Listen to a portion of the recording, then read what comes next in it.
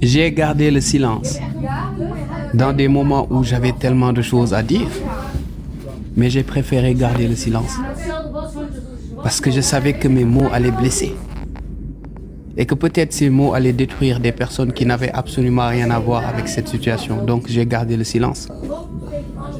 J'ai gardé le silence dans des moments où des personnes que j'aime se sont éloignées de moi parce que peut-être je ne correspondais plus à leur vision. Peu importe, ce qui m'intéresse, c'est la vision que j'ai de ma propre personne. Mais j'ai gardé le silence en voyant ces personnes s'éloigner. Vous savez pourquoi? Parce que je me suis promis de ne jamais courir derrière qui que ce soit. Peut-être que ces personnes ont leur raison. J'ai aussi ma raison de garder mon silence. Ne courez derrière personne. Courir derrière quelqu'un, c'est laisser derrière vous votre propre valeur. J'ai gardé le silence dans des moments où ma douleur était grande, ma peine était énorme. Mais j'ai préféré garder le silence pour deux raisons. La première, c'est qu'il y a des moments où la seule personne sur qui vous pouvez compter, c'est vous-même. Cette douleur sur vos épaules, vous êtes la seule personne à pouvoir l'endosser. J'ai gardé le silence pour endosser cette douleur. La deuxième chose, il y a des moments de la vie où on ne peut se confier qu'à Dieu. On ne peut se confier qu'à Dieu.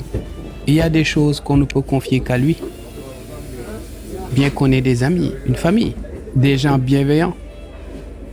Il y a des moments où j'ai gardé le silence et où j'ai préféré me recueillir. Il y a des périodes dans votre vie où la meilleure chose que vous pouvez faire, c'est juste de garder ce silence. J'ai gardé le silence dans des moments où j'avais tellement de choses à dire, mais j'ai préféré garder le silence parce que je savais que mes mots allaient blesser et que peut-être ces mots allaient détruire des personnes qui n'avaient absolument rien à voir avec cette situation. Donc j'ai gardé le silence. J'ai gardé le silence dans des moments où des personnes que j'aime se sont éloignées de moi parce que peut-être je ne correspondais plus à leur vision. Peu importe, ce qui m'intéresse, c'est la vision que j'ai de ma propre personne. Mais j'ai gardé le silence en voyant ces personnes s'éloigner. Vous savez pourquoi? Parce que je me suis promis de ne jamais courir derrière qui que ce soit. Peut-être que ces personnes ont leur raison. J'ai aussi ma raison de garder mon silence. Ne courez derrière personne. Courir derrière quelqu'un, c'est laisser derrière vous votre propre valeur. J'ai gardé le silence dans des moments où ma douleur était grande, ma peine était énorme. Mais j'ai préféré garder le silence pour deux raisons. La première, c'est qu'il y a des moments où la seule personne sur qui vous pouvez compter, c'est vous-même. Cette douleur sur vos épaules, vous êtes la seule personne à pouvoir l'endosser. J'ai gardé le silence pour endosser cette douleur. La deuxième chose, il y a des moments de la vie où on ne peut se confier qu'à Dieu. On ne peut se confier qu'à Dieu. Il y a des choses qu'on ne peut confier qu'à lui. Bien qu'on ait des amis, une famille, des gens bienveillants. Il y a des moments où j'ai gardé le silence et où j'ai préféré me recueillir. Il y a des périodes dans votre vie où la meilleure chose que vous pouvez faire, c'est juste de garder ce silence. J'ai gardé le silence dans des moments où j'avais tellement de choses à dire, mais j'ai préféré garder le silence parce que je savais que mes mots allaient blesser et que peut-être ces mots allaient détruire des personnes qui n'avaient absolument rien à voir avec cette situation. Donc j'ai gardé le silence. J'ai gardé le silence dans des moments où des personnes que j'aime se sont éloignées de moi parce que peut-être je ne correspondais plus à leur vision. Peu importe, ce qui m'intéresse, c'est la vision que j'ai de ma propre personne. Mais j'ai gardé le silence en voyant ces personnes s'éloigner. Vous savez pourquoi? Parce que je me suis promis de ne jamais courir derrière qui que ce soit. Peut-être que ces personnes ont leur raison. J'ai aussi ma raison de garder mon silence. Ne courez derrière personne. Courir derrière quelqu'un, c'est laisser derrière vous votre propre valeur. J'ai gardé le silence dans des moments où ma douleur était grande, ma peine était énorme. Mais j'ai préféré garder le silence pour 2 raisons. La première, c'est qu'il y a des moments où la seule personne sur qui vous pouvez compter, c'est vous-même. Cette douleur sur vos épaules, vous êtes la seule personne à pouvoir l'endosser. J'ai gardé le silence pour endosser cette douleur. La deuxième chose, il y a des moments de la vie où on ne peut se confier qu'à Dieu. On ne peut se confier qu'à Dieu. Il y a des choses qu'on ne peut confier qu'à lui. Bien qu'on ait des amis, une famille, des gens bienveillants. Il y a des moments où j'ai gardé le silence et où j'ai préféré me recueillir. Il y a des personnes. Retenez bien ces 3 choses. C'est quand vous êtes vraiment prêt à marcher seul que vous allez rencontrer de très belles personnes. Parce que quand vous avez peur de marcher seul, vos choix vont être viciés. Mais si vous avez le courage de marcher sur cette route dans l'obscurité sans vous retourner, c'est à ce moment-là que vous rencontrez de belles personnes. La deuxième chose, quand vous ne cherchez pas forcément l'amour, l'âme sœur, quand vous vous réveillez le matin, vous faites ce que vous avez à faire, vous vous occupez de votre personne et de vos affaires, sans forcément quémander l'amour ni le chercher dans le regard de qui que ce soit. C'est à ce moment-là que le vrai amour frappe à votre porte, parce qu'encore une fois, votre choix ne va pas être vicié. Et la troisième chose, dans cette société d'aujourd'hui, c'est quand vous n'avez pas peur de tout perdre que vous pouvez faire des affaires. Même dans le domaine professionnel, quand vous avez un contrat, quel que soit le travail que vous avez, si vous avez peur de perdre ce travail, vous risquez de travestir votre personne et devenir l'esclave de votre employeur sans le savoir. Si vous n'avez plus cette peur, vous êtes libéré. Et un combattant libéré est un combattant qui fait peur. Retenez bien ces 3 choses. Je n'ai pas peur de ce qui peut m'arriver demain. Je n'ai pas peur de perdre ce travail. Si je le perds, j'essaierai d'en trouver un autre. Je n'ai pas peur de perdre un ami. Si je l'ai perdu, c'est parce qu'il n'a jamais été un ami.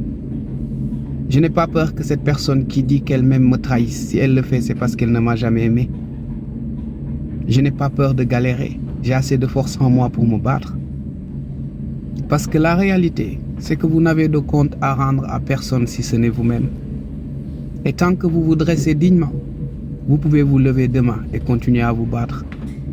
Ce monde aujourd'hui est devenu complètement fou. Et quand vous décidez d'ouvrir les yeux, quand vous décidez d'être éveillé, eh bien c'est là où votre calvaire commence. Et vous devenez un rebelle. Pire, vous devenez un incompris. Ne vous ruinez pas votre santé ou votre mental en essayant d'anticiper sur des choses pour lesquelles vous n'avez aucune mainmise. Focalisez-vous sur vous-même. Comprenez que, vous savez, quelle que soit l'émotion que vous avez aujourd'hui, le soleil va se lever demain. Et si vous devez choisir, alors soyez bien aujourd'hui. Je n'ai pas peur de ce qui peut m'arriver demain. Je n'ai pas peur de perdre ce travail. Si je le perds, j'essaierai d'en trouver un autre. Je n'ai pas peur de perdre un ami. Si je l'ai perdu, c'est parce qu'il n'a jamais été un ami. Je n'ai pas peur que cette personne qui dit qu'elle m'aime me trahisse. Si elle le fait, c'est parce qu'elle ne m'a jamais aimé. Je n'ai pas peur de galérer. J'ai assez de force en moi pour me battre. Parce que la réalité, c'est que vous n'avez de compte à rendre à personne si ce n'est vous-même. Et tant que vous vous dressez dignement, vous pouvez vous lever demain et continuer à vous battre. Ce monde aujourd'hui est devenu complètement fou. Et quand vous décidez d'ouvrir les yeux, quand vous décidez d'être éveillé, eh bien c'est là où votre calvaire commence. Et vous devenez un rebelle. Pire, vous devenez un incompris. Ne vous ruinez pas votre santé ou votre mental en essayant d'anticiper sur des choses pour lesquelles vous n'avez aucune mainmise. Focalisez-vous sur vous-même. Comprenez que, vous savez, quelle que soit l'émotion que vous avez aujourd'hui, le soleil va se lever demain. Et si vous devez choisir, alors soyez bien aujourd'hui. Je n'ai pas peur de ce qui peut m'arriver demain. Heb jij een babywens en lukt het maar niet om zwanger te worden? Heb je van alles geprobeerd en nog steeds lukt het niet? Heb jij een IVF-traject bewandeld, doorlopen en toch is het niet gelukt? Blijf dan even hangen, want ik heb wel wat interessants voor jou. Hola ladies, hier ben ik dan weer op jullie beeldscherm. Hoe gaat het met jullie poempoem? Luister. Ik kom me maar vaak genoeg tegen in mijn werkveld, wat zeer dankbaar werk is. Mijn bedrijf wat ik doe. En ik heb veel vrouwen die kampen met onvruchtbaarheid. Althans, het lijkt zo. Onverklaarbare onvruchtbaarheid. Dat kan iets zijn. Ze hebben bijvoorbeeld allerlei soorten testen doorlopen. Voor alles via de gynaecoloog of via de huisarts. En ze konden niks vinden. Maar toch kunnen ze niet zwanger raken. Of hele IVF-traject bewandeld en nog raken ze niet zwanger. Heel vaak zit het er in dat jij gewoon een koude baarmoeder hebt. Dan zal het maar net zo zijn dat ik de bladeren heb, genaamd de Babyboom Kit. Ik heb er een kit van gemaakt. Waarbij de vrouwen allemaal massaal zwanger worden. Disclaimer, ik ben geen huisarts, ik ben geen arts, ik ben geen gynaecoloog, ik ben niks van die dingen. Wat ik jullie vertel is puur op basis van de ervaringen van mijn klanten. Aan het einde van deze video zet ik een paar reviews, zodat jullie kunnen zien wat mijn klanten hierover te zeggen hebben. Vaginaal stomen. Ik laat in mijn video's zien, in mijn vastgepinde video's, hoe je dat moet doen, hoe je de bladeren moet klaarmaken, etc. Si l'homme et la femme pensaient de la même manière, on ne demanderait pas à ces deux de se comprendre mutuellement et réciproquement, alors que tout repose dans cette compréhension mutuelle et réciproque. Je vais vous donner un exemple tout simple. Une femme a toujours besoin de se confier quand il y a quelque chose qui ne va pas. Une femme a besoin de parler pour se sentir en sécurité. Alors qu'un homme, plus ses problèmes sont sombres et obscurs, plus l'homme se retranche sur lui-même. C'est un mauvais réflexe, mais c'est ainsi.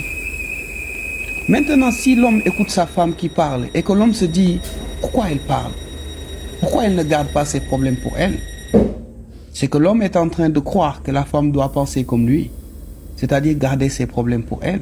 Quand la femme aussi voit son homme calme parce qu'il a des problèmes, et que l'homme n'arrive pas à expliquer la nature même de ses problèmes, la nature même de ses soucis, et que la femme pense que cet homme se braque, s'il fait cela, c'est qu'il ne me considère pas, il va y avoir un conflit.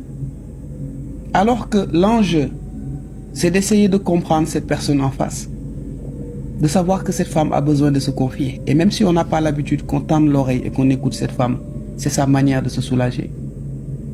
Quand l'homme demeure calme, eh bien déjà comprendre que c'est son mauvais réflexe d'homme, il a du mal à se confier. C'est la vérité.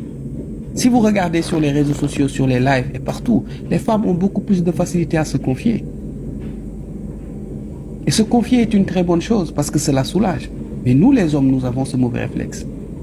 Ce qui est sûr et certain, c'est qu'ils partagent la même dignité. La dignité de l'homme n'est pas plus grande que celle de la femme. Et la manière de percevoir le monde de la femme n'est pas celle de l'homme. Et ce qui est beau dans tout cela, c'est cette tentative de recherche et de compréhension mutuelle. C'est ça qui est beau. Si l'homme... J'ai une question pour toi. Dis-moi, pourquoi on dit à quelqu'un que tu es bête comme un âne? Ou tu es têtu comme un âne? Pourquoi?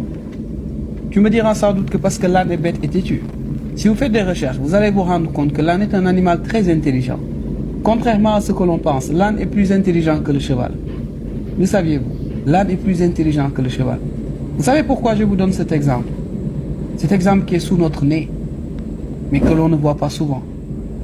C'est que très souvent on nous traite comme l'âne. On nous rend bêtes, on nous rend têtus, alors qu'au fond, on ne l'est pas.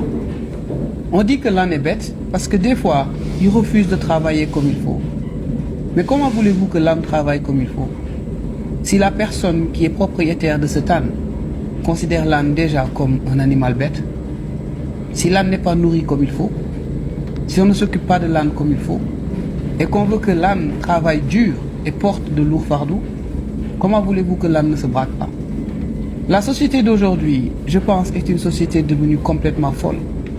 Une crise de perception et de logique. On n'essaie pas de comprendre pourquoi cette personne réagit ainsi. On prend juste sa réaction comme une chose acquise et on définit cette personne par rapport à sa réaction. Alors qu'on ne voit pas tout ce qu'il y a derrière. L'âne n'est ni bête ni têtu. L'âne vit des moments difficiles et entre les mains d'une personne qui ne réfléchit pas. Vous savez pourquoi je vous donne cet exemple? C'est pour vous faire comprendre ceci. Beaucoup d'étiquettes que l'on colle sur vous ne vous correspondent pas. Beaucoup de choses que l'on vous dit depuis que vous êtes enfant, ces choses n'ont absolument rien à voir avec ce que vous êtes. Ce sont des étiquettes qu'on vous colle. Mais ne courez pas le risque de vous identifier à ces étiquettes. Vous n'êtes ni bête, ni têtu. Vous vivez dans un environnement qui vous pousse à l'être.